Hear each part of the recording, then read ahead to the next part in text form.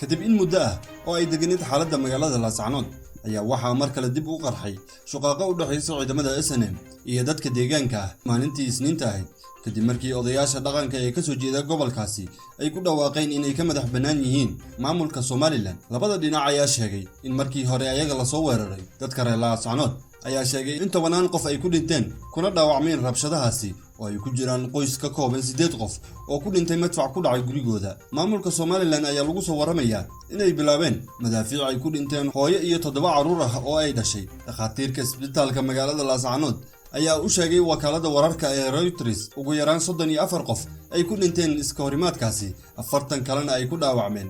Hal mar ayaa madfac ku dhacay isbitaalka ayuu yiri dhakhtarka labaad oo codsaday inaan magaciisa la sheegin.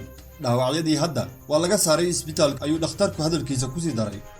Xukuumadda Somaliland ayaa sheegtay in ciidamadeeda ay weerar ku qaadeen maleeshiyo hubeysan subaxnimadii Isniinta meel u dhow magaalada Laascaanood ee gobolka Sool. Wasiirka arrimaha gudaha Somaliland oo ku sugan magaalada Laascaanood ayaa sheegay in ciidamadoodu iska difaaceen ciidamo ku hubeysan tikniko, madaafiic iyo gantaalo, walow taasi ay ka hor imaanayso xaqiiqda rasmiga ah ee keentay dagaalka sida ay ku soo waramayaan goobjoogayaal. Wararku ayaa waxay sheegayaan in ciidamada SNM qorshahoodu ahaa inay magaalada qabsadaan ka hor inta aan lagu dhawaaqin go'aanada ka soo baxay ismada SSC ee ku shireeyay magaalada maalmihii u dambeeyay. ugu yaraan 2 askari oo ka tirsan ciidamada Somaliland ayaa lagu waramay inay ku dhaawacmeen aroornimadii hore ee maalintii Isniinta ahayd kadib markii dabley hubeysani ay weerar ku qaadeen ciidamada Somaliland ee ku sugnaa iyo hotel ay degan yihiin xubno ka tirsan golaha wasiirada Somaliland oo ku yaala magaalada Laascaanood. Sheegashada Somaliland ayaa waxa ka hadlay odayaal ka soo jeeda Laascaanood kuwaasoo sheegay in markii hore lagu soo weeraray magaalada madaafiic kuwaasoo qaarkood ku dhacay isbitaalka deegaanka. Iska horimaadkii u dambeeyay ayaa ku soo beegsamay iyadoo ismada ka soo jeeda gobolka Sool, Sanaag iyo Cayn ay ku dhawaaqeen inaysan ka tirsaneyn maamulka Somaliland, inkastoo maamulkoodu isku dayayo inay ugu qasbaan si ka soo horjeeda xeerarka caalamiga ah. War-saxaafadeed ayaa lagu cadeeyay ujeedka laga leeyahay in ay tahay inay maamusho dowladda federaalka Soomaaliya. Baaqan ayaa imaanaya kadib wadahadallo toddobaadyo ka socday magaalada Laascaanood oo daba socday mudaharaadyo rabshado wato oo ka dhan ah maamulka Somaliland oo ka dhacay magaalada Laascaanood kaasoo ay ku dhinteen ku dhawaad 20 qof dabayaaqadii bishii December. Gobolka SSC ayaa ahaa xudunta colaadda u dhaxaysa maamulka Somaliland iyo dadka deegaanka. Wasiirka arrimaha gudaha Somaliland ayaa ku gacan saaray ku dhawaaqida SSC waxa uuna sheegay in warmurtiyeedkaas aan lagu gaarin is-afgarad. warmurtiyeedku waa mid aan waxba ka jirin sababtoo ah heshiisku waxa lagu gaaray guri gaar ah.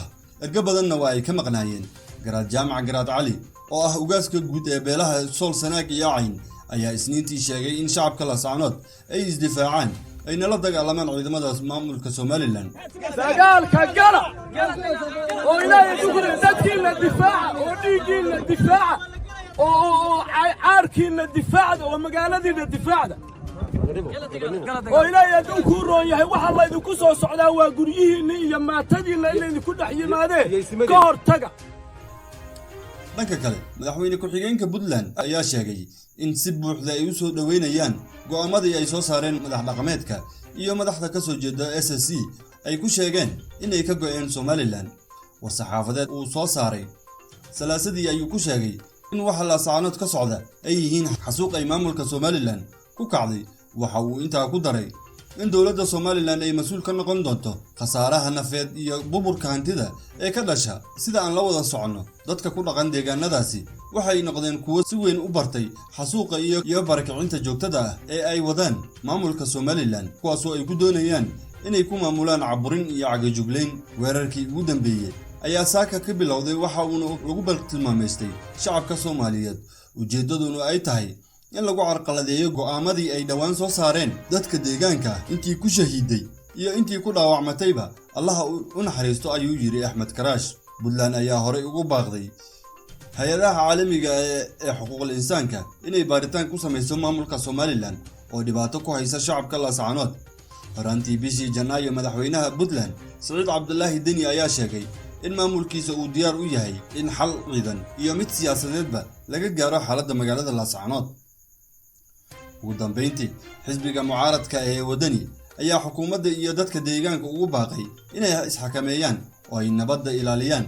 gudoomiye ku-xigeenka xisbiga wadani Xirsi Cali Xaaji Xasan ayaa ciidanka ugu baaqay inay ka fogaadaan wax kasta oo dhibaato ku keeni kara qaranku waa shacabkii la ilaalinayay inaanu dhibaato gaadhin baanu mar walba ku baaqaynaa waxaanu ku baaqaynaa maleeshiyaadka beelaysan meelaha ka gadooday inay isdejiyaan inaanay ciidamada qaranka weerarin inay waxa weeye ku koobnaadaan meelahooda in ciidamada qaranka waxaanu leenahay xaq bay u leeyihiin difaacaan laakiinse waa inay iska ilaaliyaan wax kasta oo u muuqda gacan siyaada iyo culays u muuqda cadawtinimo waa inay iska ilaaliyaan waxaananu leenahay qolyaha maleeshiyaadka wixii daandaansi u muuqanaya hala joojiyo xabad xal maaha qof kasta oo ku dhintaana waa kugu dhimay oo ka dhimay marka hala joojiyo wixii dagaal